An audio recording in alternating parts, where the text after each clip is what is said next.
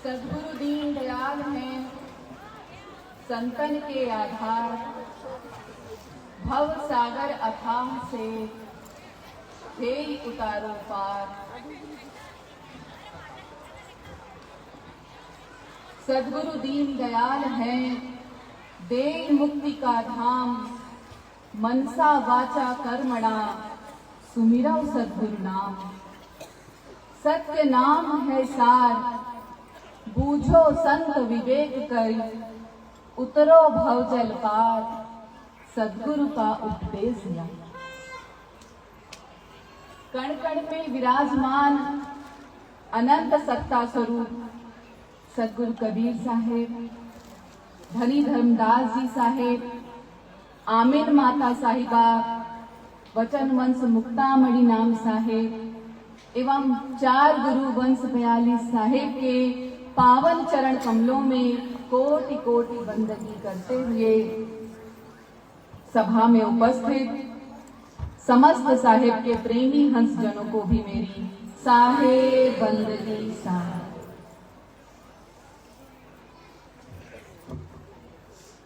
अपार हर्ष एवं प्रसन्नता का विषय है कि अगहन पूर्णिमा वचन वंश मुक्तामणि नाम साहेब के प्राकट्य दिवस के शुभ अवसर पर कबीर पंथ की गंगोत्री बांधवगढ़ की इस पावन धरा पर प्रतिवर्ष की भांति संत समागम समारोह बांधवगढ़ दर्शन यात्रा का भव्य आयोजन किया जा रहा है। इस पावन समारोह के अंतर्गत आयोजित आज की सत्संग सभा में आप सबने मुझे अपने समक्ष कुछ कहने का अवसर दिया, इसके लिए मैं आप सबकी बहुत बहुत आभारी हूँ।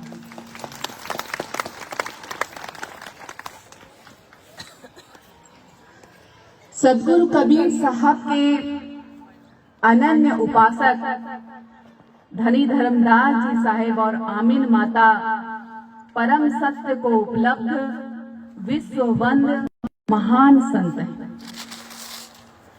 धनी धर्मदास जी साहेब और आमीन माता हमारे कबीर पंथ के आदर्श और संपूर्ण विश्व मानवता के गौरव है। यदि धनी धर्मदास जी साहेब और आमीन माता इस धरा पर न आते तो हमें कौन बताता कि सच्ची भक्ति क्या है, पूर्ण समर्पण क्या है, दृढ़ विश्वास क्या है, अपने सद्गुरु के प्रति अटूट प्रेम, अनन्य भक्ति, अडिग विश्वास की राह दिखाने ही धनी धर्मदास जी साहेब और आमीन माता इस धरा पर आए। तो यदि कोई हमसे पूछे कि धर्मदास जी साहेब और आमीन माता कौन है, तो हम कहें अपने आराध्य सद्गुरु कबीर साहब के सत्य वचनों को दृढ़ता के साथ अपने हृदय में धारण करने का नाम धनी धर्मदास जी साहेब और आमीन माता है। अपने सद्गुरु के प्रति प्रेम के हृदय में बहने वाले अविरल प्रवाह का नाम धनी धर्मदास जी साहेब और आमीन माता है। सद्गुरु के सत्य वचनों को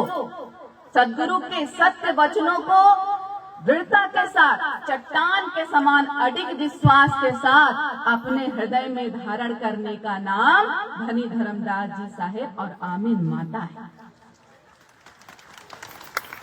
जहाँ धनी धर्मदास जी साहेब अटूट प्रेम, अनन्य विश्वास, त्याग, तपस्या, धैर्य, विवेक के साकार स्वरूप हैं, वही आमीन माता अडिग विश्वास, अपार प्रेम, भक्ति, दया, प्रेम, ममता, करुणा, समर्पण की मंगलमय मूर्ति है। तो उनके बारे में बहुत सुंदर शब्दों में कहूं कि जैसे संसार सिंधु का मंथन हुआ, जब संसार सिंधु का मंथन हुआ तो निकले रत्न अनेक, और जब भक्ति सिंधु का मंथन हुआ तो निकले धर्मनि आमीन एक। भक्ति के क्षेत्र में धर्मनि आमीन की जोड़ी बेजोड़ है, अद्वितीय है। जैसे कहें कि संसार में नदियां अनेक हैं, परंतु गंगा सिर्फ एक है। जैसे इस संसार में पर्वत तो अनेक हैं, परंतु हिमालय पर्वत सिर्फ एक है। जैसे आकाश में तारे तो अनेक हैं, पर चंद्रमा सिर्फ एक है। वैसे ही संसार में भक्त अनेक हैं, संत अनेक हैं, परंतु भक्त शिरोमणि, संत शिरोमणि, धर्मनि आमीन सिर्फ एक है। एकमात्र सदगुरु कबीर साहब ही धनी धर्मदास जी साहेब और आमीन माता के श्रद्धा, विश्वास, भक्ति, शक्ति के केंद्र हैं। ऐसी अटूट, अनन्य, अपूर्व धनी धर्मदास जी साहेब और आमीन माता की भक्ति है। वे कहते हैं एक भरोसो, एक बल, एक आस विश्वास। उनकी भक्ति देखिए, एक भरोसो, एक बल, एक आस विश्वास। साहेब कबीर के सच्चे शिष्य आमीन और धर्मदास। ऐसे भक्त परम भक्त, अनन्य भक्त। अनन्य भक्त का अर्थ ही यही होता है कि जिसके समान अन्य कोई न हो। ऐसा परम भक्त न भूतो न भविष्य, न कभी हुआ है न कभी हो। ऐसे परम भक्त हैं धनी धर्मदास जी साहेब और आमीन माता। हम देखें इस संसार में सदगुरु कबीर साहब के बारे में जानने वाले बहुत हैं। सदगुरु कबीर साहब के बारे में जानने वाले बहुत हैं। सदगुरु कबीर साहब को मानने वाले बहुत हैं। सदगुरु कबीर साहब के वाणी वचनों को गुनगुनाने वाले बहुत हैं, परंतु सदगुरु कबीर साहब को अपने हृदय में धारण कर उनके हो जाने वाले सिर्फ धर्मनि आमीन एक हैं। एक बार सदगुरु कबीर साहब को देखा, जाना, पहचाना तो पीछे मुड़कर नहीं देखा। अपने सदगुरु के प्रेम भक्ति रंग में रंग गए और अपने सदगुरु से एकाकार हुए। गुरु समाना शिष्य में शिष्य कर लिया ने, बिल गाए बिल गे नहीं, एक प्राण दुई दे। तो एक प्राण दुई देह बन गए। भक्त के जीवन की सार्थकता ही यही है कि वह अपने सदगुरु से एक मेघ हो जाए। एक भक्त का जीवन क्या होता है? अपने सदगुरु का वचन होता है।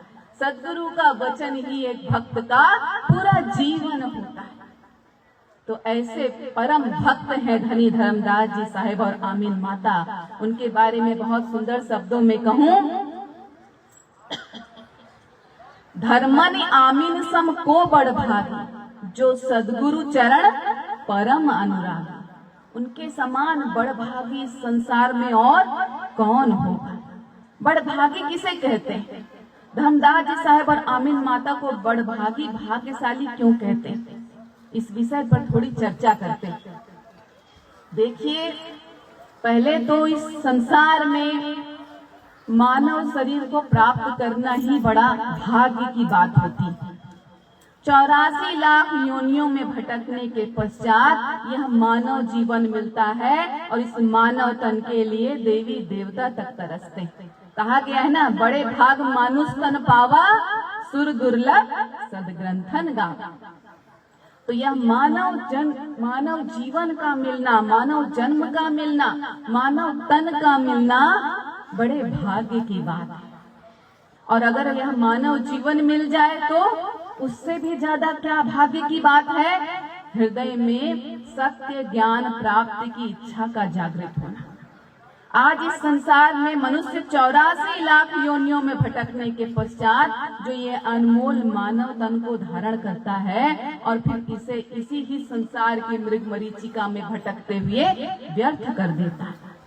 अपने जीवन के इस अनमोल मानव जीवन के अर्थ को समझ ही नहीं पाता और इस संसार में माया के चक्कर में फंसकर अपने मानव जीवन को नष्ट कर देता है। तो इस संसार में मानव जीवन को प्राप्त करना भाग्य की बात है और मानव जीवन मिल जाए तो सत्य ज्ञान की प्राप्ति की इच्छा का हृदय में जागृत होना सौभाग्य की बात है। हम कौन हैं, कहाँ से आए हैं, हमें अपने इस जीवन में क्या प्राप्त करना है, हमारे जीवन का लक्ष्य क्या है, उद्देश्य क्या है, यह ज्ञान प्राप्त करने की मुमुक्षा इच्छा का जागृत होना सौभाग्य की बात है। और बिना सद्गुरु के यह प्राप्त होने वाला नहीं है। जीव भक्ति के पथ पर आगे बढ़ नहीं सकता है। कहते हैं ना, पाँव दे यही मार्ग सोई, जा पर कृपा सद्गुरु की हो। तो मानव तन प्राप्त हो गया, भाग्य जाग गया, हृदय में सत्य ज्ञान प्राप्ति की इच्छा भी जाग गई। सौभाग्य जो सत्य ज्ञान को प्राप्त कराए, जो हृदय में परमात्मा प्राप्ति की इच्छा मुमुक्षा जागी है, उन परमात्मा को मिलाने वाले सद्गुरु का मिलना परम भाग्य बड़ भाग्य की बात है। तो धनी धर्मदास जी साहेब और आमीन माता के समान बड़ भागी परम भाग्यशाली संसार में और कौन होगा जिन्होंने सद्गुरु कबीर साहब को अपनी नेत्रों से देखा, जिन्होंने सद्गुरु कबीर साहब के अमृत वचनों को अपने कानों से सुना, जिन्होंने सद्गुरु कबीर साहब के चरण की सेवा अपने हाथों से की, जो सद्गुरु के प्रेम भक्ति के रंग में अपने मन को रंग ले गए और सदा सर्वदा के लिए सद्गुरु को अपने हृदय में धारण कर अपने हृदय के सिंहासन पर बिठाकर उन्हें अपना बना लिया। उनके समान धनी धर्मदास जी साहेब और आमीन माता के समान परम भागी बड़भागी इस संसार में और कौन होगा। और भी देखिए बड़भागी क्यों कहते, देखिए उस भक्त के भाग्य को देखिए, जिस भक्त के जीवन को धन्य करने के लिए सद्गुरु को उस परम सत्ता को स्वयं इस संसार में आना पड़े, जिस भक्त के जीवन को धन्य करने के लिए सद्गुरु स्वयं इस संसार में आए, उससे परम भागी बड़ भागी भाग्यशाली संसार में और कौन होगा। अनुराग सागर में सटीक वर्णन है, पुरुष आवाज उठे कई बार, ज्ञानी वेग जाओ संसारा, सुकृत भव सागर चली गयू, काल जाल में सब बिसरयू, तिनको जाहि चेतावहु ज्ञानी, जासे चले पंथ निर्वाणी। तो साहेब क्या कह रहे हैं, पुरुष आवाज उठे कई बार, ज्ञानी वेग जाओ संसार। ज्ञानी हमारे कबीर पंथ में सत्य पुरुष परमात्मा सद्गुरु कबीर साहब को कहा गया है। और सुकृत भव सागर चली गयो, काल जाल में सुधि बिसरयु, तिनको जाहि चेतावहु ज्ञानी, जासे चले पंथ निर्वाणी। अटल 42 वंश हमारा, सुकृत ग्रह लई है अवतार। तो सुकृत के ग्रह में सुकृत कौन, हमारे कबीर पंथ में ज्ञानी कबीर साहब को, और सुकृत धनी धर्मदास जी साहब को संबोधित किया जाता है। तो ज्ञानी पुरुष सद्गुरु कबीर साहब के रूप में इस संसार में आए, सुकृत धनी धर्मदास जी साहब जो इस संसार में आकर उस सत्य पुरुष परमात्मा को भूल गए, उनको याद दिलाने, उनकी भूल को मिटाने, उनकी समस्त शंकाओं का समाधान करने के लिए वे सत्य पुरुष परमात्मा इस संसार में आए। तो उनसे बड़ा भागी परम भाग्यशाली धनी धर्मदास जी साहेब और आमीन माता, जिनके जीवन को धन्य करने के लिए स्वयं ज्ञानी पुरुष सत्य पुरुष परमात्मा सद्गुरु कबीर साहब इस धरा में आए, और कौन होगा। देखिए और भी कारण हम देखें, कोई भक्त कोई शिष्य अपने सद्गुरु की स्तुति करता है, वंदन करता है, उनकी प्रशंसा के गीत गाता है, यह साधारण बात है। एक भक्त एक शिष्य अपने गुरु की भक्ति करता है, वंदन करता है, उनकी प्रशंसा के गीत गाता है, तो ये साधारण बात है जो सब करते हैं। परंतु जब सद्गुरु स्वयं अपने भक्त के बारे में मुक्त कंठ से प्रशंसा करें, तो उस भक्त की भक्ति की महत्तम का अनुभव करें। उनसे बड़ा भाग्यशाली संसार में और कौन होगा, जिसके बारे में मुक्त कंठ से अपने मुखार बिंद से सद्गुरु कबीर साहब प्रशंसा कर रहे हैं। साहेब कहते हैं, धर्मदास तुम बड़े विवेकी, तुम्हारे घट बुद्धि बढ़ गई। कहीं उन्हें विवेकी शिष्य कह रहे हैं, तो कहीं धर्मनि से सब कहो प्रसंगा, तुम मोरे हो भक्ति के अंग। जैसे इस शरीर के हाथ पैर आंख नाक मुंह सभी सहायक अंग होते हैं, जिनके बिना यह मानव शरीर कुछ कार्य नहीं कर सकता, वैसे ही सदगुरु कबीर साहब कह रहे हैं कि तुम धनी धर्मदास जी साहब, तुम मोरे भक्ति के अंगा हो, मेरे भक्ति रूपी शरीर के अंग हो।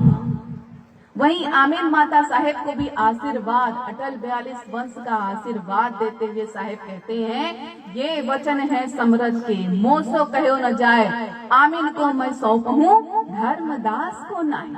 आमीन माता को अटल 42 वंश का आशीर्वाद देते हुए उनकी भक्ति भावना से प्रसन्न होकर कह रहे हैं। तो ऐसे भक्ति के प्रेम के साकार स्वरूप धर्मनी आमीन, जिनकी मुक्त कंठ से सद्गुरु स्वयं प्रशंसा कर रहे हैं, उनसे बड़ भागी भाग्यशाली संसार में और कौन होगा। देखिए, इस संसार में अनेकों कवि भी हुए, संत भी हुए, परंतु पति पत्नी जहाँ भक्त भी हो, संत भी हो, कवि भी हो, इस संपूर्ण संसार में धर्मदास जी साहेब और आमीन माता के अलावा कोई दूसरा उदाहरण देखने को ही नहीं मिलता। धर्मदास जी साहेब और आमीन माता के आदर्श जीवन की कथा सुनकर इस मानव जीवन की सारी व्यथा मिट जाती है। उनके बारे में बड़े सुंदर शब्दों में कहूं, सारी दुनिया को शीतलता देते ऐसे मलयागिरी के चंदन, सारी दुनिया को शीतलता देते ऐसे मलयागिरी के चंदन है, सबको आत्म रूप दिखाते ऐसे पावन दर्पण है, जिनके चिंतन शाश्वत सत्य चिरंतन, जिनका चिंतन शाश्वत सत्य चिरंतन, ऐसे धर्मनी आमीन के चरणों में मेरा वंदन है, अभिनंदन है। धनी धर्मदास जी साहेब और आमीन माता का सद्गुरु से मिलन इस मानव जीवन की सबसे दुर्लभ घटना है। धर्मदास जी साहेब का इस धरा पर अवतरण सद्गुरु कबीर साहब के प्रागट्य विक्रम 1455 संवत से 3 वर्ष पूर्व संवत 1452 विक्रम में बांधवगढ़ की इसी पावन धरा पर मन महेश जी प्रसिद्ध कसौधन वैश्य परिवार में हुआ था। बांधवगढ़ उनकी माता का नाम सुधर्मावती था, और हम सभी जानते हैं कि पत्थरहट नगर की कन्या, जिन्हें हम आज माता आमीन के नाम से जानते हैं, सुलक्षणावती के साथ धनी धर्मदास जी साहेब का विवाह हुआ था। सभी इस बात के बारे में अवगत हैं, जानकारी है कि प्रारंभ में धनी धर्मदास जी साहेब वैष्णव धर्म को मानते थे, सनातन धर्म के अनुयायी थे, वैष्णव धर्म को मानते थे। विठलेश्वर रूपदास जी धर्मदास जी साहेब के गुरु, नित्य प्रति उनके घर पूजन अर्चन हुआ करता था। धर्मदास जी साहब तीर्थ भ्रमण को भी जाया करते थे। तो ऐसे ही जब एक बार संवत 1519 विक्रम में धनी धर्मदास जी साहेब तीर्थ भ्रमण करते हुए मथुरा पहुंचे, तो उनकी प्रथम बार भेंट सद्गुरु कबीर साहब से हुई। सद्गुरु कबीर साहब ने धर्मदास जी साहब को शालिग्राम पूजा करते हुए देखा और उन्हें मूर्ति पूजा की यथार्थता एवं आत्मा और परमात्मा की सार्थकता के बारे में समझाया। साहेब ने कहा, ई घट में को बोलत आही, अहो साहू तुम चीन्हो ताही, जब लग ताही न चीन्हो भाई, पाहन पूजत जन्म न साही। जब सद्गुरु के सत्य वचनों की यह चोट धर्मदास जी साहेब के हृदय पर पड़ी, तो उनका मन झंझट हो गया, हृदय आंदोलित हो गया, तिलमिला उठे सद्गुरु के सत्य वचनों से धनी धर्मदास जी साहेब। यह क्या सुन लिया, ऐसा लगा प्रथम बार कि कोई भीतर का ज्ञान लेकर आया। यह क्या कहा साहेब ने, अब तक मैं इस संसार में व्यर्थ ही इधर उधर भटकता रहा, मेरा जीवन व्यर्थ हो गया, परंतु मेरे हृदय का आत्म कमल तो खिला ही नहीं। इस संसार में जो उस परमात्मा को पाने के लिए मैं जीवन भर भटकता रहा, उस परमात्मा का दर्शन मुझे मिला ही नहीं। अब यह सत्य ज्ञान को लेकर कौन आए? हृदय आंदोलित झंकृत हो गया। विवल होठे धनी धर्मदास जी साहेब व्यथित हो उठे और अपनी इसी व्यथित दशा में कुछ कह नहीं पाए। जब एकदम से सत्य का प्रकाश आंखों के सामने छाता है तो कुछ समझ नहीं आता है, तो बिल्कुल शांत हो गए, कुछ समझ नहीं आया। और उसी उहापोह शंका की संदेह की स्थिति में धनी धर्मदास जी साहेब अपने घर मथुरा से बांधवगढ़ लौट आए, परंतु अपना हृदय सदगुरु कबीर साहब के चरणों में ही छोड़ आए। हृदय में जो सत्य ज्ञान प्राप्ति की इच्छा अभिलाषा जाग गई थी, वह आग अब धर्मदास जी साहेब को बांधवगढ़ में चैन से जीने नहीं दे रही थी।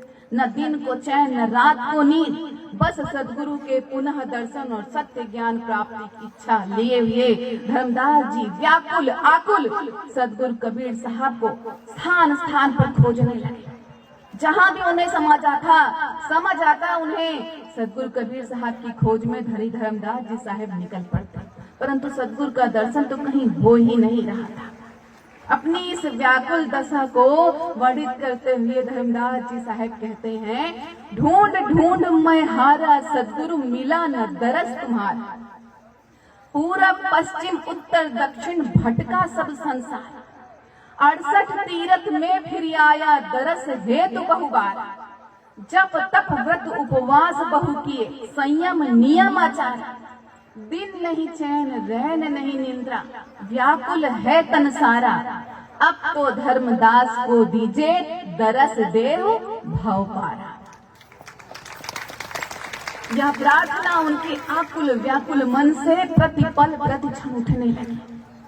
आमीन माता ने धनी धर्मदास जी साहेब की इस व्यथित दशा को देखा और उन्हें ढांढस बंधाया और कहा कि आप काशी जाकर सदगुरु के दर्शन कीजिए।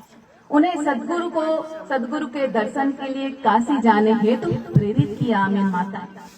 और आमीन माता के कहने से जब धनी धर्मदास जी साहेब काशी पहुंचे तो सदगुरु कबीर साहब का दर्शन हुआ।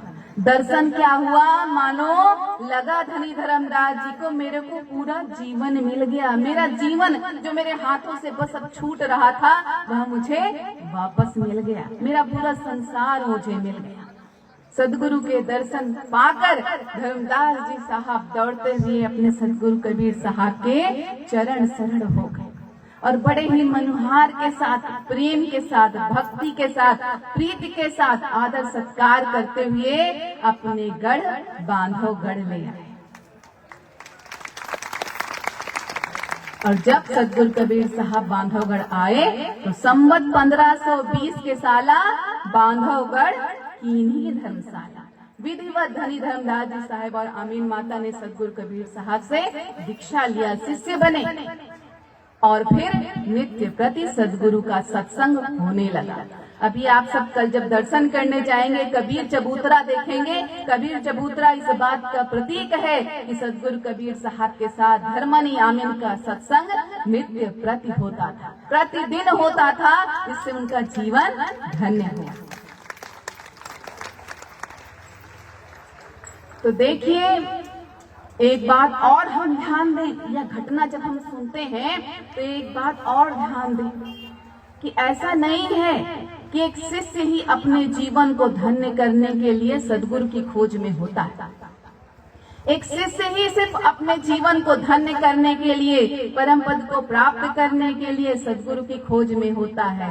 एक सदगुरु भी ऐसे शिष्य, ऐसे भक्त, ऐसे पात्र की खोज में होते हैं जिसे अपने ज्ञान का अधिकारी बना सके, जिस पर अपना सारी ज्ञान संपदा उड़ेल सके।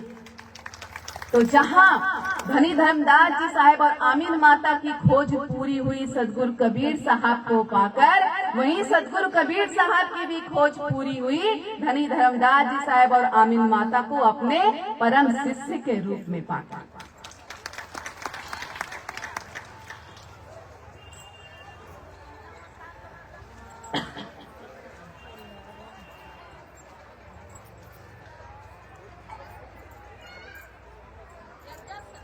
और इस बात को सदगुरु कबीर साहब स्वयं कहते हैं खोजत खोजत तुमको पाया, सकल भंडार खोल बतलाया। अब तुम्हें चाहूं देहि अधिकाई, मम कारज में हो सहाय। बड़े खोजते खोजते धर्मदास जी साहब को सदगुरु कबीर साहब ने पाया, और जब पाया तो उन्हें अपने अटल 42 वंश, अपने संपूर्ण ज्ञान का अधिकारी बनाया, अपनी भक्ति प्रदान की, अपना ज्ञान प्रदान किया। और ऐसे ही ज्ञान नहीं दिया, पहले विविध कसौटियों पर कसा और उनके भीतर और अंदर की समता को देखा, एक रूपता को देखा, तब अपना ज्ञान सौंपा। मम कारज में हो सहाय। मम कारज क्या? जीवों को मुक्त कर, जीवों को परमहंस अवस्था में उनके जीवन को धन्य करने के कार्य में अपना सहायक बना। हम सभी जानते हैं कि सदगुरु कबीर साहब ने अपने हाथों से वचन वंश मुक्तामणि नाम साहब को तिलक लगा गद्दी पर बैठाया और अटल 42 वंश का आशीर्वाद दिया। संवत 1570 सारा चूड़ामणि गादी बैठाया और कहा कि अब आपसे ही अटल 42 वंश परंपरा का प्रारंभ होगा, जिससे इस संसार में जीव मुक्त हो सके। अहो चूड़ामणि बैठो आई, दृढ़ता होए करो गुरु आई, तुमसे होए 42 मनसा, सकल जीव तारे जगहंसा। अब आपसे ही अटल 42 वंश परंपरा का प्रारंभ होगा, जो इस संसार में जीवों का उद्धार करेंगे, कल्याण करेंगे। तो यह धर्मनियामिन की भक्ति है। ऐसी भक्ति का उदाहरण देखने के लिए नहीं मिलेगा, न भूतो न भविष्य। परम भक्त हैं धर्मनियामिन सदगुरु कबीर साहब। देखिए, हम सभी कबीर पंथ में जो आप आज सदगुरु कबीर साहब की वाणी को सुनते हैं, पढ़ते हैं, उन्हें अपने जीवन में धारण करते हैं और अपने जीवन को धन्य बनाने का प्रयास करते हैं, तो इसका श्रेय धनी धर्मदास जी साहब को। धनी धर्मदास जी साहब ने ही सदगुरु कबीर साहब की समस्त वाणियों का संकलन किया, उसी अर्थवत्ता भाव के साथ लिपिबद्ध किया। और सदगुरु वाणी को संग्रहित करने के साथ साथ ही धनी धर्मदास जी साहेब ने और आमीन माता साहिबा ने अपने सदगुरु के प्रेम में, भक्ति में रंगकर अनेकों गीत गाए। एक जो भक्त होता है, शिष्य होता है, उसके लिए उसका सारा संसार ही उसके सदगुरु होते हैं, उसके जीवन का आधार ही सदगुरु होते हैं। अक से इट तक, नक से सिख तक सदगुरु का प्रेम, सदगुरु की भक्ति ही एक भक्त के लिए सब कुछ होती है। तो ऐसा भक्त, ऐसे प्रेम रंग में रंगा हुआ भक्त जब कुछ भी कहेगा तो अपने सदगुरु के लिए ही कहेगा। तो अपने सदगुरु के प्रेम में रंगकर उनसे उनकी भक्ति करते हुए, उनसे विनती करते हुए, अर्जी करते हुए धनी धर्मदास जी साहब और आमीन माता ने अनेकों पदों की रचना की। उन पदों में से धर्मदास जी साहब की एक पद, जिस पर मैं आज आप सबसे चर्चा करना चाहूंगी। धर्मदास जी साहब कहते हैं, गुरु पैया लागू नाम को लखाए दीजिए, जुगन जुगन के सोए मनवा, दे सत्य शब्द जगाए दीजो, घट अंधियार कछु नहीं सूझे, ज्ञान के दीप जलाए दीजिए, विष की लहर उठत घट भीतर, अमृत बुन चुआए दीजिए, गहरी नदिया नाव पुरानी, खेई के पार लगाए दीजिए, धर्मदास की अरज गुसाई, जीवन बंद छुड़ाए दीजिए, गुरु पैया लागू नाम को लखाए दीजिए। धर्मदास जी साहब कह रहे हैं, गुरु पैया लागू नाम को लखाए दीजिए। गुरु की चरणों की बंदगी करने की, वंदन करने की बात धनी धर्मदास जी साहब कह रहे हैं। गुरु पैया लागू अर्थात गुरु के चरण शरण हो जाए। देखिए, जीवन में गुरु का बड़ा महत्व होता है। सभी संतों ने, ऋषियों ने, सभी धर्म ग्रंथों में गुरु की महिमा को स्वीकार किया गया है। हमारे कबीर पंथ में गुरु को सर्वोच्च स्थान दिया जाता है। क्यों? क्योंकि गुरु ही आत्मा का परमात्मा से मिलन कराते हैं। साहेब कहते हैं, तीन लोक नवखंड में गुरु से बड़ा न कोई, करता करे न कर सके, गुरु करे सो। तीन लोक नौखंड में, संपूर्ण ब्रह्मांड में सदगुरु से बड़ी सत्ता कोई नहीं। सदगुरु ही सबसे बड़े, और कर्ता करे न कर सके, गुरु करे सो हो। ऐसा कौन सा कार्य है जिसे इस संसार में विधाता भी नहीं कर सकते, सिर्फ सदगुरु ही कर सकते हैं। वह है इस भव सागर से मुक्ति, भव जल से मुक्ति सदगुरु ही दिलाते हैं। विधाता ने जन्म देकर इस संसार में भेज तो दिया, परंतु जीव इस संसार में आकर माया मोह के बंधन में फंसकर इस भव सागर में आवागमन के चक्र में फंसा रह जाता है, और इस आवागमन के चक्र से मुक्ति सदगुरु ही दिलाते हैं। हम सभी रोज पढ़ते हैं ना, गोविंद की माया वश प्राणी भुगते दुख 84 खानी।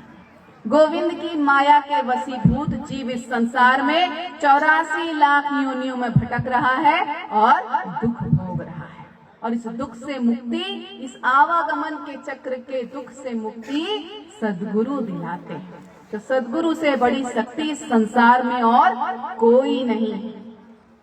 इस विषय में एक बड़ी सुंदर सी कहानी है। एक बार देवताओं की सभा लगी हुई थी। देवताओं की सभा में एक प्रश्न उठा कि संसार में सबसे बड़े कौन हैं? एक देवता उठकर खड़े हुए और बोले, इस संसार में सबसे बड़ी धरती पृथ्वी, इस पर सभी खड़े हुए हैं, या पृथ्वी इस संसार में सबसे बड़ी?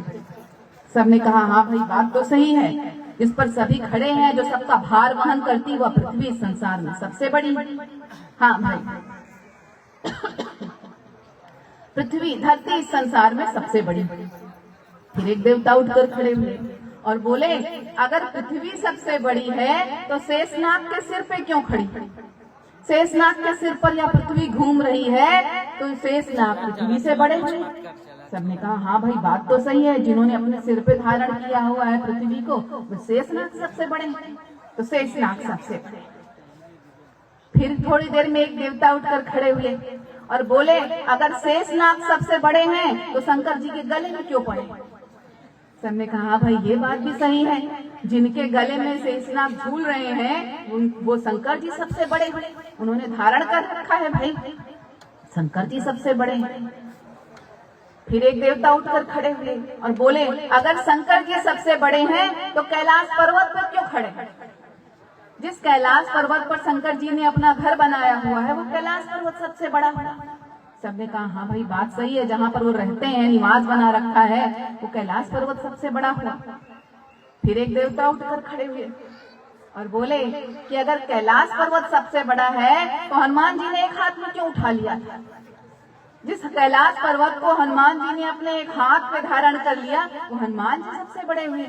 तो हाँ भाई, सबसे बड़े हनुमान जी हुए, अपने एक हाथ पर इतने बड़े कैलाश पर्वत को धारण कर लिया, हनुमान जी सबसे बड़े हैं। फिर एक देवता उठकर खड़े हुए और बोले, अगर हनुमान जी सबसे बड़े हैं तो अपने ईश राम जी के चरणों में क्यों पड़े? सबने कहा, हाँ भाई, जिनके चरण शरण हुए पड़े हैं, जिनके चरणों के अधीन हैं, वो राम जी सबसे बड़े हुए हैं। जिनके चरणों के अधीन हनुमान जी हैं, वो राम जी सबसे बड़े हुए। फिर एक देवता उठकर खड़े हुए और बोले, अगर राम जी सबसे बड़े हैं तो अपने गुरु वशिष्ठ के चरण शरण हुए क्यों पड़े हैं? तो अर्थ यही निकला, अंत में उत्तर परिणाम यही निकला कि गुरु ही सबसे बड़े हैं। तभी तो साहब ने कहा है, राम कृष्ण से को बड़ा उनहु तो गुरु कीन, तीन लोक के वेधनी गुरु आगे आधीन। तो गुरु से बड़ा इस संसार में कोई नहीं है। गुरु मनुष्य के जीवन में रूपांतरण लाते हैं। गुरु का जीवन में बड़ा महत्व होता है। गुरु के बिना यह हृदय शुद्ध होने वाला नहीं है, यह मन निर्मल होने वाला नहीं है। कैसे होगा भाई, जब हम जिस चीज के बारे में जानते ही नहीं है उसमें परिवर्तन कैसे लाएंगे? अगर हम कहें कि हम अपने मन को स्वयं शुद्ध कर सकते हैं, कैसे करेंगे? जिस चीज के बारे में हमें ज्ञात ही नहीं है उसमें परिवर्तन लाएंगे कैसे? उसमें सुधार करेंगे कैसे? अगर हमें पता ही नहीं है कि हमारे घर में गंदगी कहाँ है, गंदगी क्या चीज होती है, कैसे धूल क्या चीज होती है, कहाँ फैली है, कहाँ गंदगी है, तो हम उसे साफ ही नहीं करेंगे, वो पड़ी रहेगी। जब हम समझ जाएंगे कि यह धूल है, यह गंदगी है जो हमारे घर को खराब कर रही है, तभी तो उसे साफ करेंगे। तो वैसे ही इस हृदय में, इस मन में अज्ञानता की, विषय विकारों की धूल, मैल, गंदगी बिछी हुई है, परंतु हम उसके बारे में जानते ही नहीं हैं, अनभिज्ञ हैं। तो उसे साफ कैसे करेंगे, उस मलिनता को मिटाएंगे कैसे? तो इन विषय विकारों के बारे में, इस अज्ञानता के बारे में बताने वाले सद्गुरु होते हैं। तो जैसे मानव जीवन को जीने के लिए हवा पानी की आवश्यकता होती है, जैसे दिन को समझने के लिए सूरज की आवश्यकता होती है, जैसे चंद्रमा की आवश्यकता रात्रि को समझने के लिए होती है, वैसे ही हृदय में व्याप्त इन काम, क्रोध, लोभ, मोह, अहंकार रूपी शत्रुओं से सुरक्षा कवच के रूप में, ढाल के रूप में सद्गुरु की आवश्यकता होती है। हम सभी पढ़ते हैं कि बिन गुरु हृदय शुद्ध नहीं होई, कोटि उपाय करे जो कोई। बिन गुरु कैसे आत्म जाने, सुख सागर कैसे पहचाने। बिना गुरु की दया के, बिना गुरु की कृपा के यह हृदय शुद्ध होने वाला नहीं है, पवित्र होने वाला नहीं है। और जब तक इस हृदय में व्याप्त यह अज्ञान रूपी मैल हटेगा नहीं, आत्म को कैसे जानेंगे, स्वयं को कैसे जानेंगे? और जब तक स्वयं को नहीं जानेंगे, उस सुख सागर परमात्मा को भी नहीं पहचानेंगे। तो जीवन में गुरु का होना परम आवश्यक है। इसीलिए धर्मदास जी साहेब प्रार्थना कर रहे हैं कि गुरु पैया लागू नाम को लखाए दीजिए। धर्मदास जी साहेब अपने गुरु के चरणों को अपने हृदय में धारण करते हैं, सुरती रखते हैं अपने सदगुरु के चरणों की, और उनसे बंदगी करते हैं, विनती करते हैं। किससे करते हैं? सदगुरु से। सदगुरु के चरणों को अपने हृदय में धारण कर उनकी बंदगी करते हैं, सदगुरु की बंदगी करते हैं। देखिए, आज संसार में गुरुओं की जैसे बाढ़ आ गई है। गांव गांव, गली गली, कूचे कूचे में गुरुओं की जैसे बाढ़ आ गई है। एक ढूंढो 1000 मिलते हैं, नकद ढूंढो उधार मिलते हैं। आज ये संसार की दशा हो गई, गुरुओं की जैसे बाढ़ आई हुई हो। एक ढूंढो 1000 मिलेंगे, नकद ढूंढो उधार मिलेंगे। गांव गांव, गली गली, कूचे कूचे में देख लो आप। और इन भोगी पाखंडी गुरुओं ने धर्म को बाजार बना डाला है, धर्म के नाम पर बाजार बना डाला है। और जब बाजार बनाया है तो बाजार के फंडे भी अपनाएंगे। और मार्केटिंग का सबसे बड़ा फंडा क्या होता है? जो दिखता है सो बिकता है, जो दिखता है सो बिकता है। तो ज्यादा से ज्यादा संख्या में हमारे पास भक्त आए, हमारे स्थान पर लोगों की भीड़ दिखाई दे, इसलिए खुद को दिखाने के लिए तमाम तरीके के, तमाम प्रकार के हथकंडे अपनाते हैं, उपाय अपनाते हैं कि कैसे मेरे स्थान पर लोगों की भीड़ जुटी रहे। अनेक तरह के हथकंडे अपनाते हैं, बताने की जरूरत नहीं, आप सभी जानते हैं। ऐसे ऐसे तरीके, ऐसे ऐसे उपाय, ऐसे ऐसे हथकंडे अपनाएंगे कि जीव फंस जाता है। और ये क्यों? क्योंकि जो दिखता है सो बिकता है। जितने ज्यादा वो इस तरीके के तरीके बताएंगे, लोगों को लुभाएंगे, आकर्षित करेंगे, लोग उनके पास चले आएंगे। और फिर इंसान तो भेड़ चाल में चलता है। अरे वहाँ बहुत बड़ी भीड़ में लगती है, लगता वहाँ बड़ी शक्ति है, चमत्कार होता है, चलो भैया उठ के झोला उठाएंगे, चल देंगे। ज्ञान का कोई पता नहीं, आत्मविचार कुछ नहीं, खुद देखना, जानना, पहचानना, समझना कुछ नहीं। बस सारी लाइन यहाँ चल पड़ी और भेड़ जैसे, एक भेड़ जिधर चलती है सारी भेड़ें पीछे चलने लगती। बस वही स्थिति आज मनुष्य की हो रखी है इस संसार में, भेड़ चाल। और पता है सामने वाले को, इन ढोंगी पाखंडी गुरुओं को पता है कि जो दिखता है सो बिकता है। मैं अपने इस तरीके से लोगों की भीड़ इकट्ठा कर लूंगा और फिर मैं कुछ ही धन में माला माल हो जाऊंगा। यही तो उनका उद्देश्य होता है, माया का संचय, माया का संग्रह। इसके अतिरिक्त वो क्या चाहते हैं? यही चाहते हैं। गुरुआ तो सस्ता भया, कौड़ी केर 50, अपने तन की सुध नहीं, शिष्य करन की आस। सदगुरु कबीर साहब कहते हैं, गुरुआ तो सस्ता भया, कौड़ी केर 50। आज संसार में गुरु बड़े सस्ते हो गए, कौड़ी में 50 मिलते हैं। अपने तन की सुध नहीं, शिष्य करण की आस। उन्हें और कोई चिंता नहीं है, अपने शरण में आए जीव की कल्याण की कोई चिंता नहीं है। सिर्फ उसके पास जो धन है उसे वह मुझे किस प्रकार मिल जाए, एक ही चिंता कि सब कुछ लाकर तू मेरे पास धर और फिर तू चाहे डूब और चाहे तू मर। बस यही उनका ध्येय होता है। गुरुआ तो घर घर फिर दीक्षा हमारी ले, चाहे बूढ़ो चाहे उतरो टका दक्षिणा दे। ऐसे गुरु घर घर फिरते हैं कि हमसे दीक्षा लो, हमारे शिष्य बन जाओ और बस अपना सब कुछ हमको दे दो, चाहे तुम डूबो चाहे तुम मरो। शिष्य के उद्धार की कल्याण की कोई चिंता ही नहीं है। और कैसे होगी जब खुद का उद्धार किया हो, खुद के कल्याण के बारे में सोचा हो, जिसने परमात्मा का दर्शन स्वयं किया हो, जिसने ज्ञान की प्राप्ति स्वयं की हो, वही तो दूसरे को ज्ञान की प्राप्ति करा पाएगा, वही तो दूसरे को परमात्मा का दर्शन करा पाएगा। जो खुद संसार में फंसा हुआ है दूसरे को फंसाएगा, उलझाएगा ही तो, और क्या करेगा।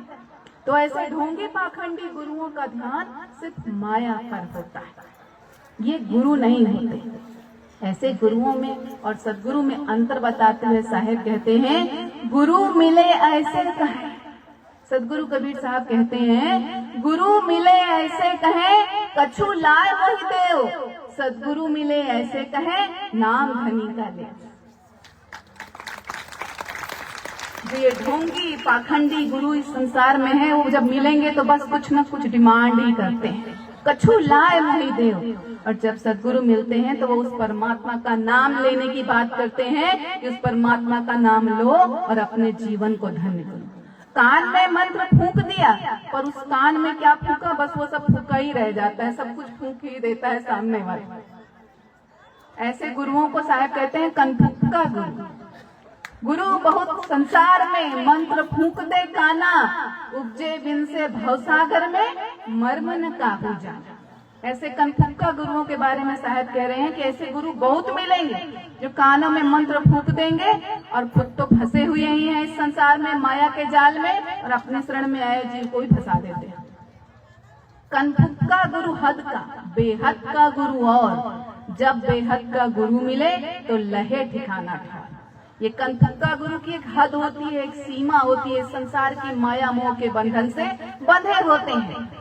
परंतु जो सच्चा गुरु होता है वो बेहद होता है, मन माया के बंधन से मुक्त होता है, परमात्मा के आलोक से आलोकित होता है। अपने गुरु, वो सच्चे गुरु अपने शिष्य के कान में मंत्र नहीं, अपने शिष्य की आत्मा में प्राण फूंकते हैं, आत्मा को परमात्मा से मिलाते हैं, जिसके फलस्वरूप मनुष्य का जीवन धन्य होता है। तो यह तो सिर्फ सदगुरु की शरण में होगा, जगत गुरु ढोंगी गुरुओं की शरण में नहीं होगा। ये ढोंगी गुरु देखिए कैसे क्या विचार रखते हैं, खुद कहेंगे माया से दूर रहो, ये माया लुभाती है, फंसाती है, और खुद उनका जीवन देखिए ऐश्वर्य विलासिता पूर्ण जीवन जीते।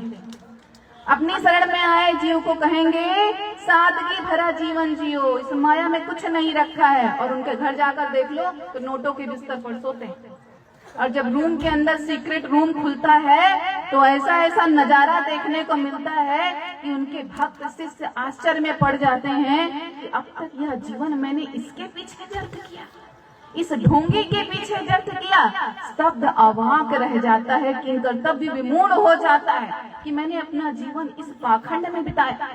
तो कितनों के राज खुल गए, सीक्रेट खुल गए, अभी औरों के खुलते जाएंगे, देखते रहिए।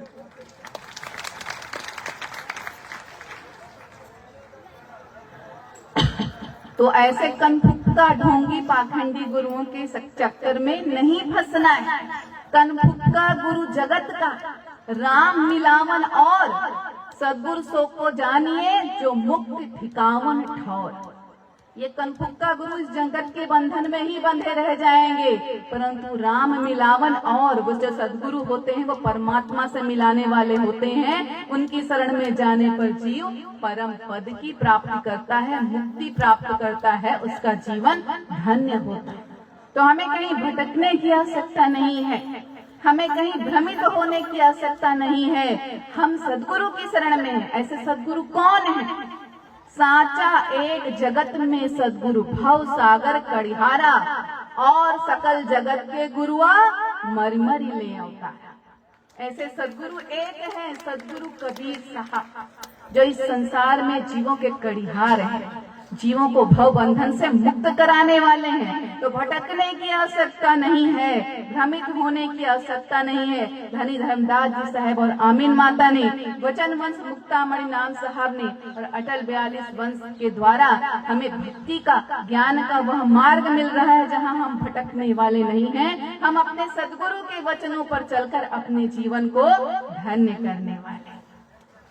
तो धर्मदास जी साहब इसीलिए कह रहे हैं सदगुरु कबीर साहब के चरणों में कि गुरु पैया लागू नाम को लखाए दीजिए।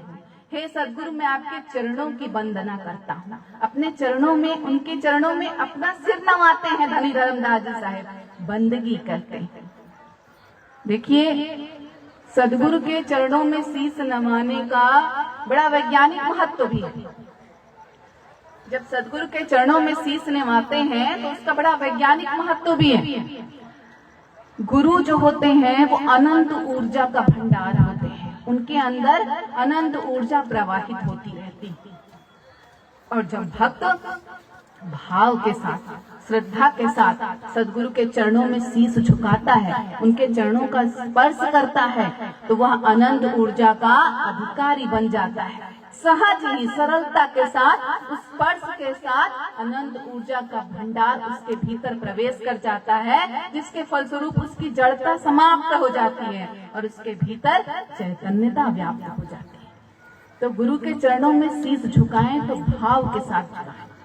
सदगुरु के चरणों में शीश झुकाने से जीवन में चमत्कार घटित होता है, यह जीवन धन्य हो जाता है। देखिए, शिवाजी का जीवन धन्य हुआ जब उन्होंने अपने गुरु समर्थ रामदास जी के चरणों में शीश झुकाया। अशोक महान कब बना? जब महात्मा बुद्ध के चरणों में शीश झुकाया। एकलव्य का नाम महाधनुर्धर के रूप में कब लिखा गया? जब द्रोणाचार्य के, अपने गुरु द्रोणाचार्य के चरणों में शीश झुकाया। और हमारे कबीर पंथ के आदर्श धनी धर्मदास जी साहब और आमीन माता, जिन्होंने अपने सदगुरु के चरणों में शीश झुका अपना जीवन धन्य कर लिया। इतना उदाहरण और कहाँ मिलेगा? इतना बड़ा उदाहरण और कहाँ मिलेगा कि सदगुरु के चरणों में शीश झुकाने से यह जीवन धन्य होता है। तो भाव के साथ, श्रद्धा के साथ सदगुरु के चरणों में शीश झुकाए।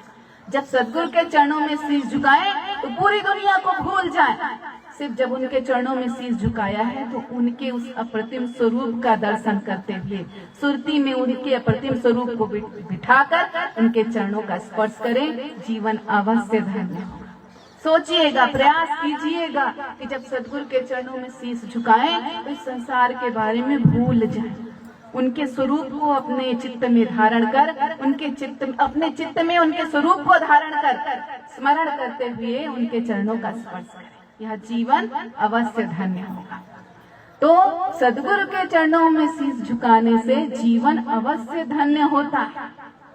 और जो शीश सदगुरु के चरणों में नहीं झुकते, उनके बारे में पलटू जी एक बड़ी सुंदर बात कहते हैं, शीश नवावे संत को शीश बखानो सोय। शीश नवावे संत को शीश बखानो सोय। पलटू जो सिर ना झुके बेहतर कद्दू हो। पलटू दास जी कहते हैं कि शीश तो वही धन्य है जो सदगुरु के चरणों में झुकता है, और जो सदगुरु के चरणों में शीश नहीं झुकता वो सिर नहीं है, वो कद्दू है, जो अड़ा का अड़ा ही रहता है।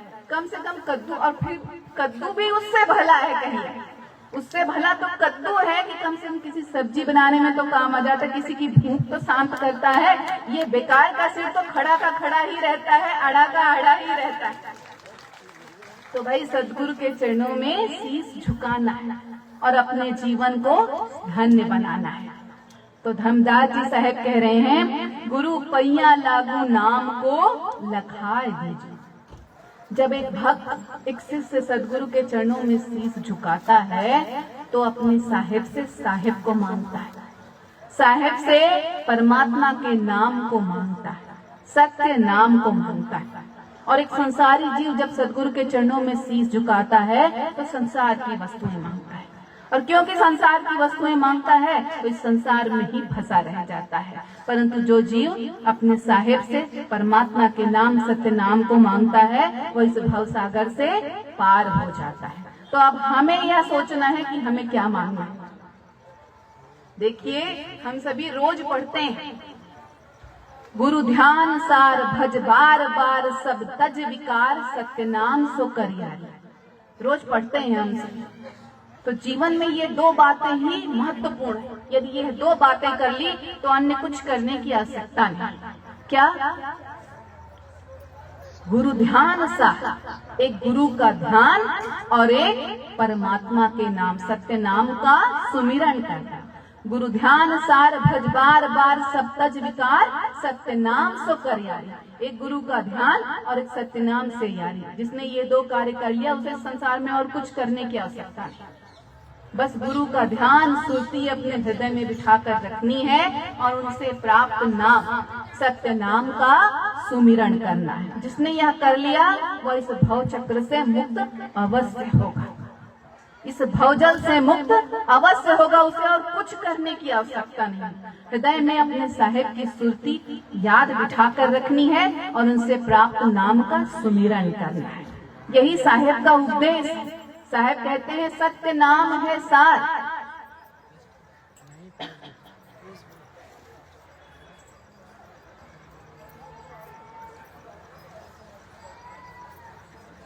सत्य नाम है सार, बूझो संत विवेक कर, उतरो भवजल पार, सदगुरु का उपदेश। साहेब कबीर साहब क्या उपदेश दे रहे हैं कि सत्य नाम ही सार है और जो इस सत्य नाम के सहारे इस भवसागर से पार उतर सकता है। जी, जो इस सत्य नाम का सहारा नहीं लेगा वो इस भवसागर में ही फंसा रह जाएगा।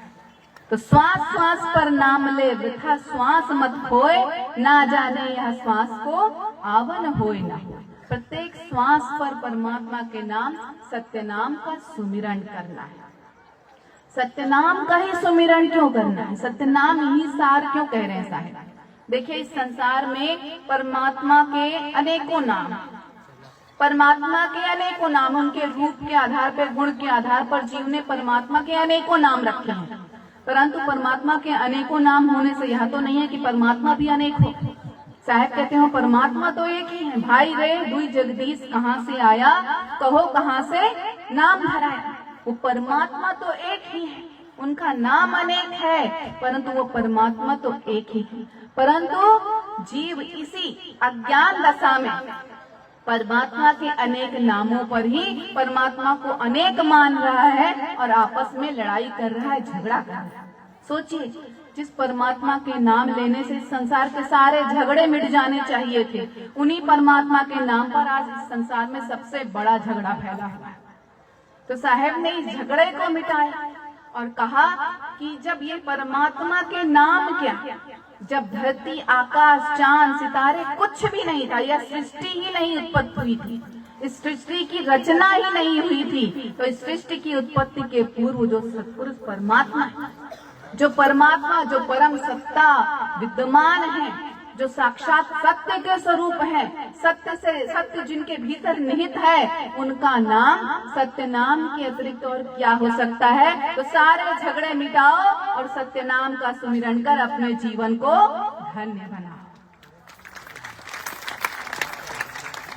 तो सत्य नाम का स्मरण करना है। कलयुग में परमात्मा के साहेब के नाम सत्य नाम का ही सहारा है और कोई सहारा काम आने वाला नहीं है। कलयुग केवल नाम आधारा, सुमिर सुमिर नर उतरे पारा। परमात्मा के नाम का सुमिरन करके ही जीव इस भवसागर से पार जा सकता है। सदगुरु कबीर साहब हमें समझाते हैं, कल में जीवन अल्प है, करिए वेग संभाल, जब तक साधन ना बने केवल नाम आधार। और कोई भी सहारा काम नहीं आएगा, सिर्फ सदगुरु से प्राप्त या सत्य नाम का ही सहारा काम आएगा, जिसके सहारे जीव इस भवसागर को पार कर ले जाएगा। तो और कुछ नहीं करना है, बस इसी मंत्र को धारण कर लेना है। सत्य नाम निज मंत्र है, इसी मंत्र को धारण करना है कि सत्य नाम निज मंत्र है, सब मंत्रन का सार, सत्य नाम को सिमर के जीव हो जाए भव से पार। तो इस भव सागर से पार उतरना है तो सदगुरु की शरण में जाकर उनसे सत्य नाम, परमात्मा के नाम, सत्य नाम को प्राप्त करना है और अपनी प्रत्येक श्वास की माला पर सत्य नाम का सुमिरन करना है और अपने जीवन को धन्य बनाना है। धर्मदास जी साहब पद में आगे कहते हैं, जुगन जुगन के सोए मनवा दे सत्य शब्द जगाए दीजिए। देखिए यहाँ पर धर्मदास जी साहब गुरु के जीवन में महत्व के बारे में चर्चा कर रहे हैं। साधारण शब्दों के द्वारा असाधारण अर्थ को प्रस्तुत कर रहे हैं, क्योंकि सत्य की अभिव्यक्ति शब्दों द्वारा नहीं हो सकती है, अनुभव के द्वारा होती है।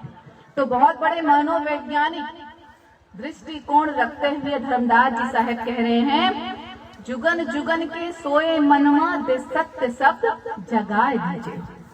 यह मन माया मोह की निद्रा में अनंत जन्मों से सोया हुआ है। मोह निशा सब सोवन हारा, देखें स्वप्न अनेक प्रकार। जीव इस संसार में माया की निद्रा में सोया हुआ अनेक स्वप्न देख रहा है। माया मोह की निद्रा में सोया हुआ है और अनेक प्रकार के स्वप्न इस संसार में बुन रहा है। और इस स्वप्न देखने का परिणाम क्या हो रहा है? इस निद्रा का परिणाम क्या हो रहा है कि जीव स्वयं को भूलता जा रहा है। निर्गुण से हम चली आए, सरगुण माही समाये हो, बिसर गए निज नाम को माया में भुलाए। इस माया की नींद में सोते हुए जीव इस संसार में खुद को भूल गया। वह कौन है, कहाँ से आया है, वह किसका अंश है, उसका नाम क्या है, सब कुछ भूल बैठा है इस संसार की मोह निद्रा। तो इस मोह निद्रा से जगाएगा कौन? दे सत्य शब्द जगाए दीजिए। सद्गुरु ही सत्य शब्द देकर इस मोह निद्रा से जीव को जगा सकते हैं। कैसे जगाएंगे सद्गुरु? देखिए, कोई सो रहा हो तो उसे कैसे उठाते हैं? उसका नाम ले लेकर उठाते हैं ना उसको। जैसे किसी का नाम सोहन है तो सोहन उठो, सोहन उठो, उसका नाम ले लेकर बार बार उसको उठाते हैं और अपना नाम सुनकर वो जाग जाता है। जब अपना नाम सुनता है तो वो जाग जाता है। तो सद्गुरु भी यही करते हैं, जीव को उसके नाम से बुलाकर उसे उठाते हैं, सत्य नाम से उठाते हैं। देखिए, यह सत्य नाम किसी धर्म मत मजहबी परंपरा का नाम नहीं है, किसी कबीर पंथ में सत्य नाम कहा जाता हो, नहीं। यह सत्य नाम प्रत्येक जीव का स्वयं का नाम है। यह आत्मा उस परमात्मा का अंश है, अर्थात हंस है। तो हंस का नाम सत्य नाम है। तो इस बाहरी नाम, इस संसार के नाम से सद्गुरु नहीं बुलाते हैं। जो मनुष्य का, जो जीव का, जो इस हंस का, आत्मा का वास्तविक नाम है सत्य नाम, उस सत्य नाम से जीव को झकझोरते हुए उठाते हैं कि उठ जा, यह अनमोल मानव जीवन मिला है।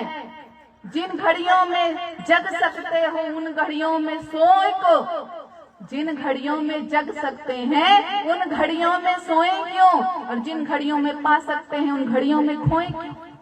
उठो, जागो। नाम से बुलाते हैं, सत्य नाम शब्द की बार बार हुंकार कर पुकार कर जगाते हैं जीव को। उठो, जागो। और अपने नाम को सुन करके जीव जाग जाता है। जब जागता है तब वो जागरण होता है। इस संसार में उठने, जागने, सोने से कुछ नहीं होने वाला। जागरण का अर्थ हम समझते ही नहीं। जागरण का अर्थ होता क्या है? सोई जागरण सत्य है भाई, भजन करे मन भटके ना। वही जागरण सत्य है जब मन साहिब के नाम, सत्य नाम से भटके नहीं। यहाँ जागरण का अर्थ क्या समझते हैं? दिन भर तो हम जागते ही, रात को जाग लेते हैं तो जागरण हो जाएगा। अब रात को ऐसे तो जागा नहीं जाएगा, तो चलो 2-4 वाद्य यंत्र रख लिया, साहब के कुछ भजन रात को बैठकर गाने लग गए, पूरी रात गाया, बस हो गया जागरण। और आगे वाले तो भजन गा रहे हैं, पीछे वाले उनको भी जागना है, आए हैं जागरण में तो वो भी जागेंगे, पर मन तो भजन में लग नहीं रहा है। तो पीछे निंदा चल रही है, पीछे संसार की बातें चल रही हैं, लोगों की बुराइयां चल रही हैं। तो ऐसे जागने से कुछ काम नहीं बनने वाला है। और एक रात्रि का जागरण कर लेंगे तो फिर 2 दिन सोकर उस रात्रि के जागरण को पूरा करते हैं। कितने दिन जागेंगे बताइए? अगर जागरण का अर्थ रात्रि जागरण ही समझते हैं तो बताइए कितनी रात जाग लेंगे? 1 रात, 2 रात, इस शरीर बीमार पड़ जाएगा। तो शरीर के जागरण की बात सद्गुरु नहीं कर रहे हैं। इस मन के जागरण की बात कर रहे हैं, जिसे प्रतिपल, प्रति क्षण, प्रति घड़ी जागना है, हर पल जागना है और श्वास श्वास पर साहेब के नाम का सुमिरन करना है, भजन करना है, तब यह होगा सच्चा जागरण। और यह जागरण हम तब कर पाएंगे जब हम अपने जीवन के अर्थ को समझेंगे कि यह जीवन हमें क्यों मिला है। देखिए, एक बात और मन में आ रही है, इस संसार में एक 4 प्रश्न थे। एक बार 4 प्रश्न उठे कि संसार में ऐसा क्या है जो सदैव घटता है, इस संसार में ऐसा क्या है जो सदैव बढ़ता है, इस संसार में ऐसा क्या है जो सदैव घटते बढ़ते रहता है, और इस संसार में ऐसा क्या है जो कभी नहीं घटता बढ़ता। तो इस संसार में जो सदैव घटता है वह है मनुष्य की आयु, प्रतिपल कम होते जा रही है। और इस संसार में जो बढ़ता है वो क्या है? माया मुई न मन मुआ, मरी मरी गया शरीर, आशा तृष्णा नामरी, कह गए साहेब कबीर। यह आशा तृष्णा, यह लोभ लालच सदैव बढ़ता ही जाता है, कभी कम नहीं होता। कोई करोड़पति, अरबपति, खरबपति भी हो, फिर भी उसके दिल में क्या ही उठेगा? ये दिल मांगे मोर, और ये मोर मोर मोर में इंसान ही नो मोर हो जाता है। परंतु ये मोर की फीलिंग कभी खत्म नहीं होती, ये आशा तृष्णा कभी समाप्त नहीं होती, सदैव बढ़ती ही रहती है। और ऐसा क्या है जो सदैव घटते बढ़ते रहता है? वह है मनुष्य का मन। कभी परमात्मा के भजन में लगेगा, सत्संग में लगेगा, तो कभी सांसारिक विषय विकारों की तरफ भागते जाएगा। परमात्मा भजन में लगकर ऊपर की तरफ उठेगा और सांसारिक विषय विकारों की तरफ तुरंत ही नीचे भागने लग जाएगा। तो यह मन कभी एक जगह नहीं लगता। और ऐसा क्या है जो न कभी घटता है और न कभी बढ़ता है? वह है विधि का विधान। तो यह बात पक्की है कि 84 लाख योनियों में भटकने के पश्चात जो ये मानव जीवन मिला है, यह मानव जीवन भी समाप्त हो जाएगा। तो समाप्त हो जाएगा, उससे पहले हमें समझना है और जागना है कि यह मानव जीवन क्यों मिला है। घोड़ा, गधा, कुत्ता, बंदर, बिल्ली जब कुछ बने थे तब हमारे पास मन नहीं था, विवेक नहीं था। अब मनुष्य बने हैं, मन है, विवेक है। क्यों है? कि समझे कि यह मानव जीवन का अर्थ क्या है, हमें कहाँ जाना है, कहाँ पहुँचना है। इस परमात्मा से मिलकर इस आवागमन के चक्र से मुक्त होना है, इसलिए यह मानव जीवन मिला है। तो इससे पहले कि यह मानव जीवन समाप्त हो जाए और फिर 84 लाख योनियों का पछताना शेष रह जाए, सच्चे अर्थों में जागे और आत्मा का परमात्मा से मिलाप कराए, आवागमन के चक्र से मुक्त हो जाए और अपने जीवन को धन्य कर ले जाए, तब हम जागरण के अर्थ को समझेंगे।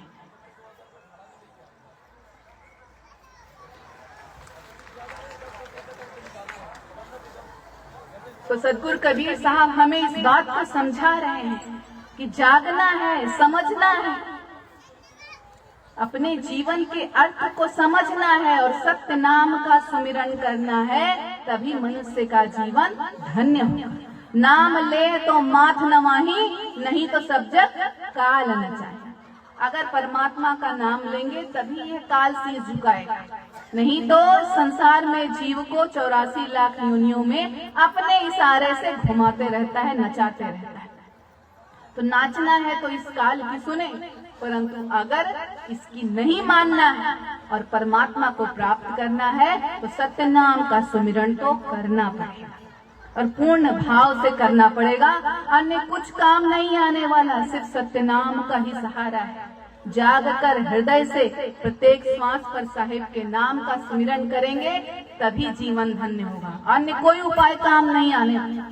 ज्ञान करें बहु ध्यान धरें, पोथी पढ़े सो अर्थ लगाना, योग करें बस काम करें, 10 इंद्रिय अपना कर लाना, भूत भविष्य वर्तमान बताना, कोटिन तीरथ में फिर आवे, सदगुरु शब्द प्रसंग बिना जन्म अनेकन काल न जावे। और कुछ भी कर लें, पोथी ज्ञान इकट्ठा कर लें, भविष्य भूत भविष्य वर्तमान के बारे में जान लें, तीर्थों में भ्रमण कर लें, कोई भी प्रयोजन कर लें, पर सदगुरु शब्द प्रसंग बिना जन्म अनेकन काल न जावे। काल हमें इस संसार में फंसा ही देगा।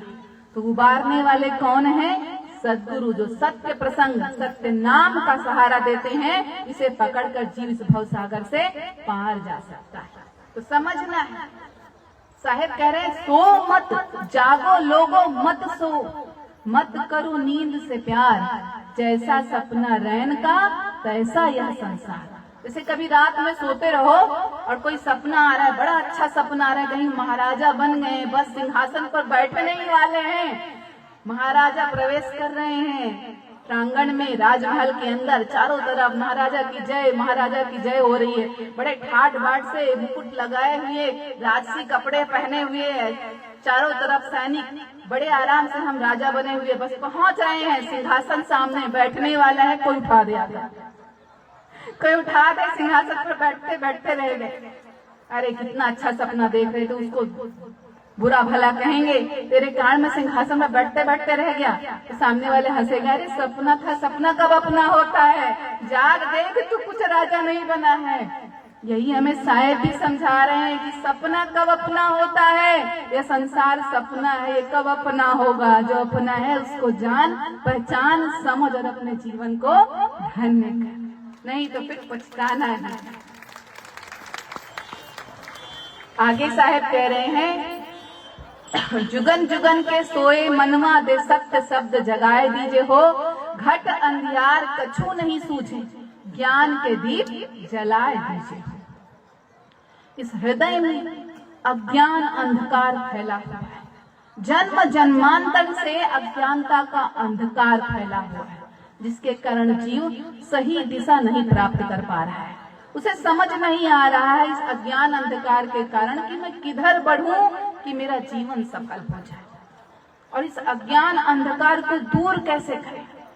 अगर इस संसार में कहीं अंधेरा फैला हुआ है तो सूरज के प्रकाश, चंद्रमा के प्रकाश, तारों के प्रकाश, मोमबत्ती के प्रकाश या और भी कृत्रिम प्रकाश से इस अंधेरे को दूर किया जा सके, परंतु इस हृदय के भीतर जो अनंत जन्मों से अज्ञान का अंधकार फैला है, इसे किससे दूर करें। इन सभी संसाधनों में ये सभी संसाधन में यह ताकत नहीं है, यह शक्ति नहीं है कि इस अज्ञान अंधकार को दूर कर सके। कोटिक चंदा उगही सूरज उगे हजार, बिन सद्गुरु नहीं चांदना हृदय घोर अंधकार। हजारों सूरज, करोड़ों चंद्रमा और अनगिनत तारे भी मिलकर इस हृदय के अज्ञान अंधकार को दूर नहीं कर सकते हैं, तो कौन करेगा। सद्गुरु के ज्ञान का दीपक ही जन्म जन्मांतर से फैले इस विषय विकार के अंधकार को क्षण भर में भस्मीभूत कर सकता है। तो इस अंधकार को कोसने की आवश्यकता नहीं है, हृदय में सद्गुरु के ज्ञान का दीप जलाने की आवश्यकता है। सद्गुरु ही हमारे सच्चे पथ प्रदर्शक हैं, मार्गदर्शक हैं। वो हमें जिस मार्ग पर लेकर चलेंगे वही हमारे लिए श्रेष्ठ होगा, हमारे लिए सबसे उत्तम होगा, हमारे जीवन को धन्य बनाने वाला है। क्योंकि जीवन के सारे संदेहों को, संशय को, शंकाओं को सद्गुरु ही मिटाते हैं। जब इस संसार के सारे सहारे छूट जाते हैं तो जीव बड़े भाव से सद्गुरु को पुकारता है और सद्गुरु सदैव सहायता करते हैं। सारी शंकाओं का समाधान सद्गुरु ही करते हैं, सारी समस्याओं को सद्गुरु ही मिटाते हैं। उनके ही भीतर वह सामर्थ्य है और संसार में किसी के भीतर नहीं। इस पर एक बड़ी सुंदर सी कहानी है।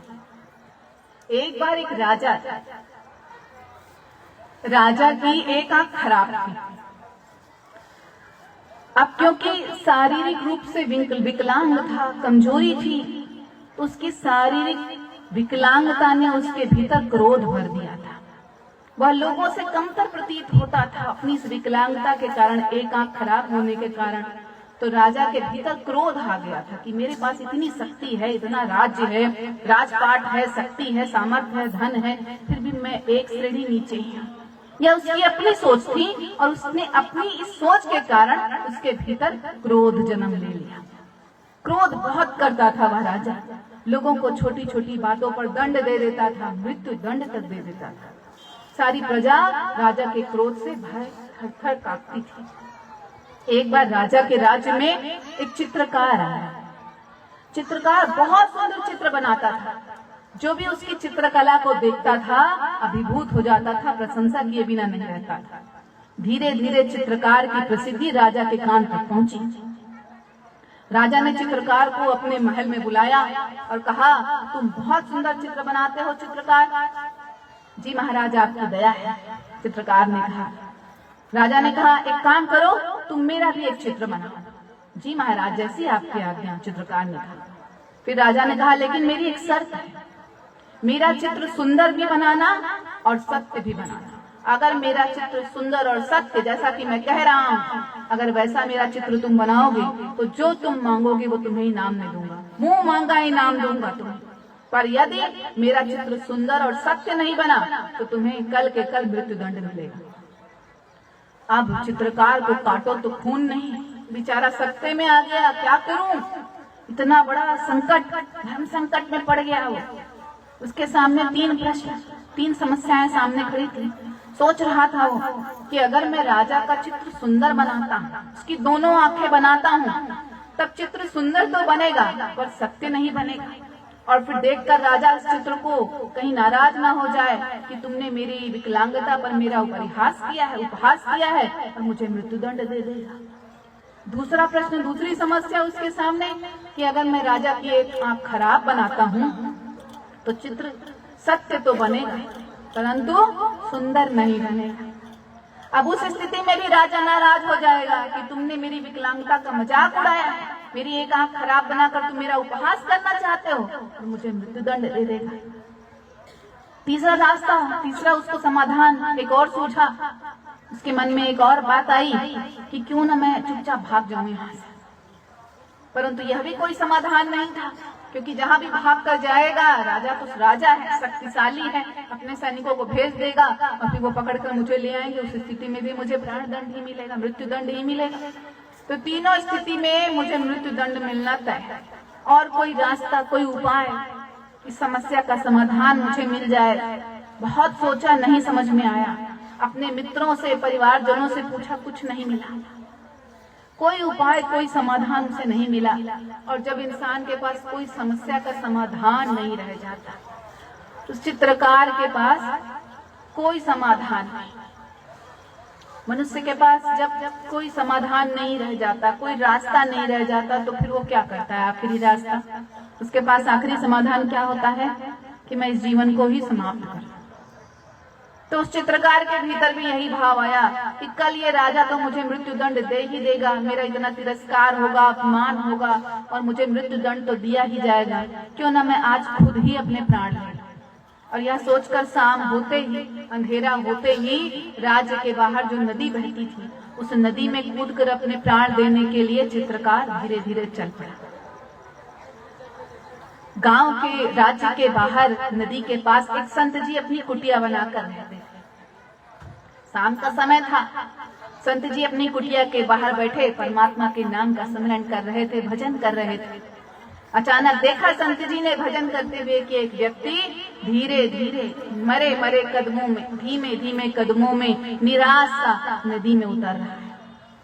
समझ गए संत जी कि यह क्या करने जा रहा है। वहीं से आवाज दी, अपने जीवन का अर्थ इतना ही लगाया, अपने जीवन का मूल्य इतना ही समझा जो इसे यूं ही खोने चला है, मूर्ख, इधर आ।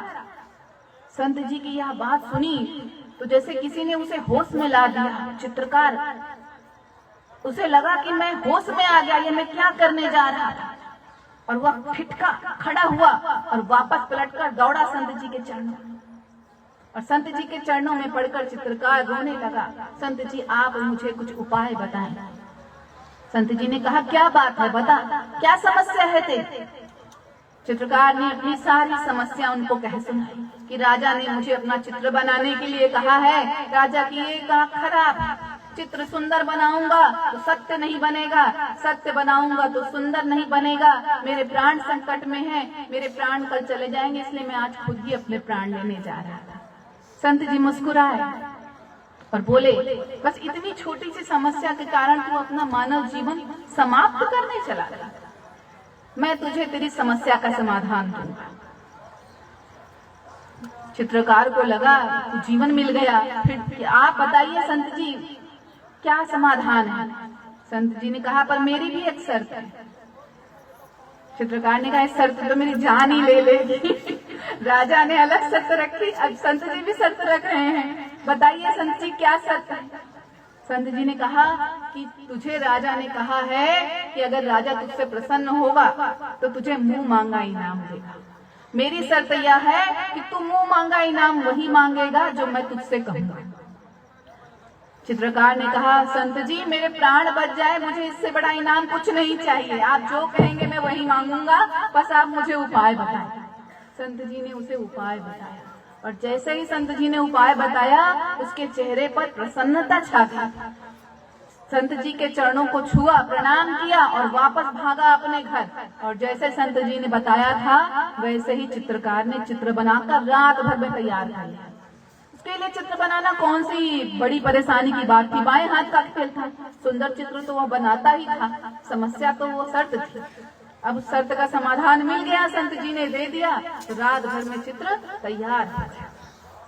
सुबह हुई, नियत समय पर जब राजा ने बुलाया था, सारा राज्य प्रांगण खचाखच लोगों से भरा हुआ था। सभी देखना चाहते थे कि इस चित्रकार का होगा क्या।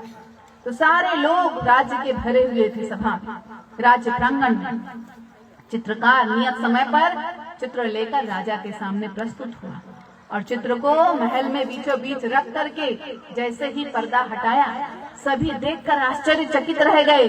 राजा के मुख से भी निकला, वाह, बहुत खूब, बहुत खूब। चित्रकार ने बनाया क्या क्या?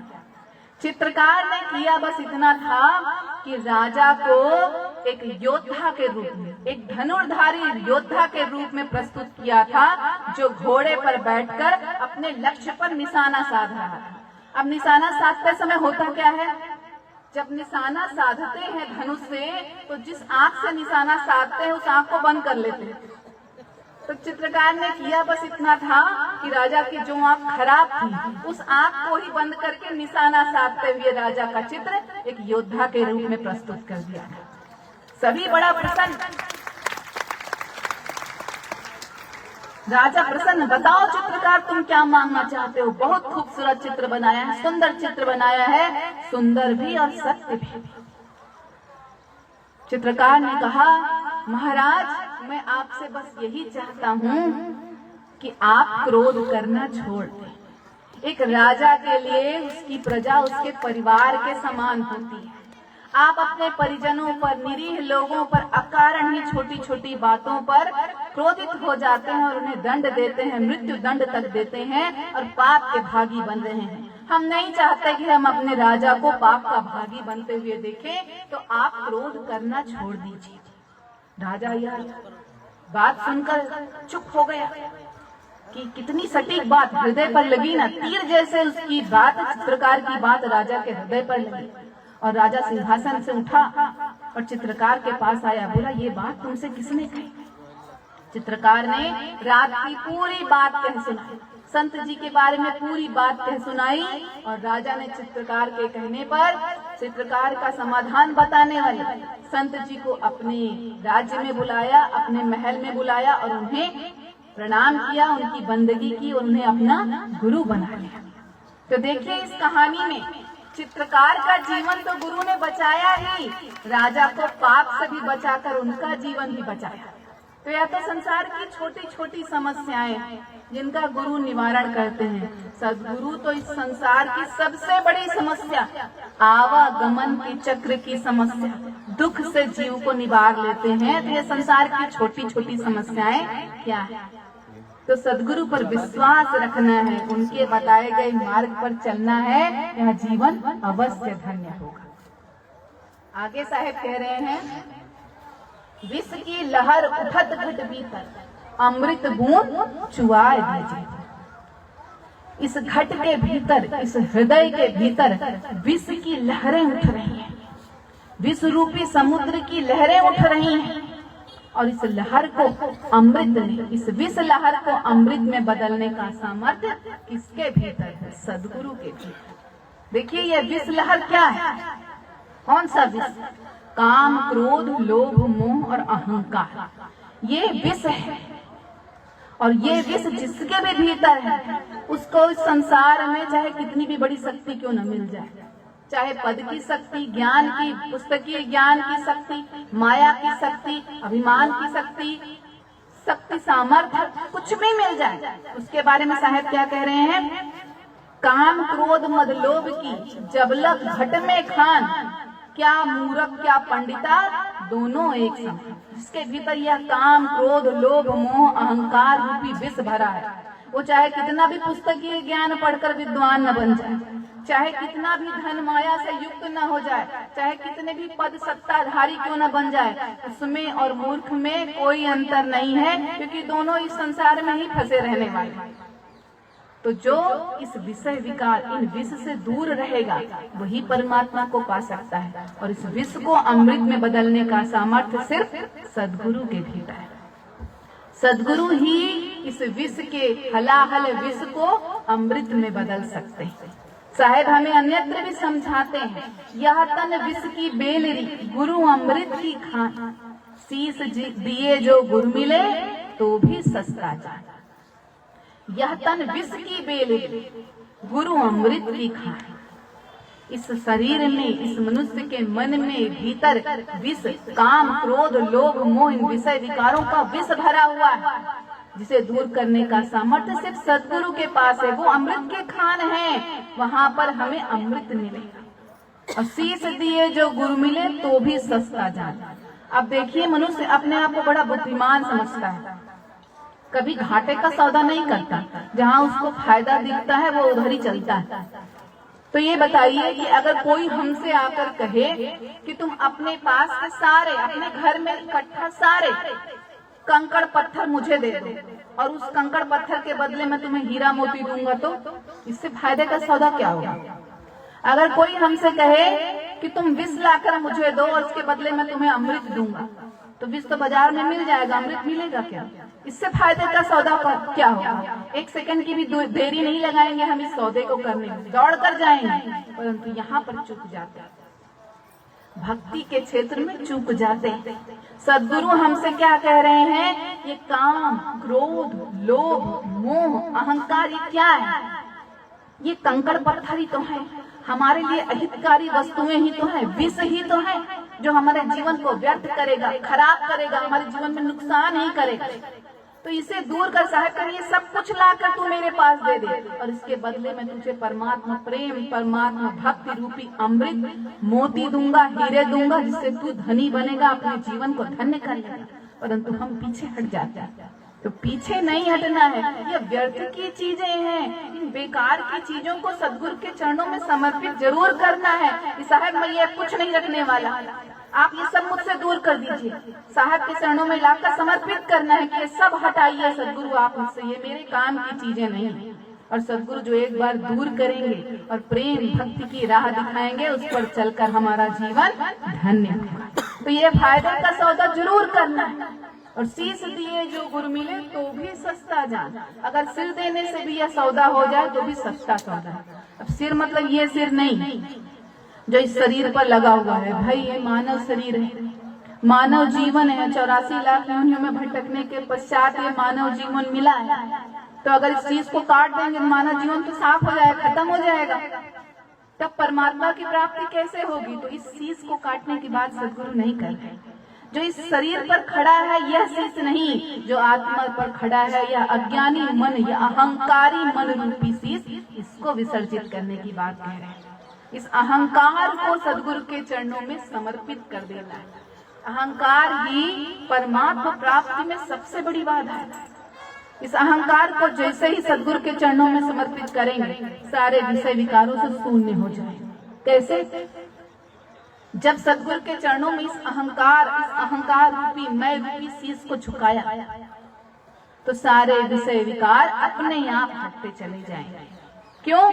काम क्रोध लोभ मोह और अहंकार, इन सब का नाम लेते हैं। तो अहंकार सबसे पीछे आता है, पर सबसे पहले यही होता है। अहंकार अर्थात मैं का भाव, मेरा का भाव। मैं मेरा का भाव आते ही सारे विषय विकार जुड़ते हैं।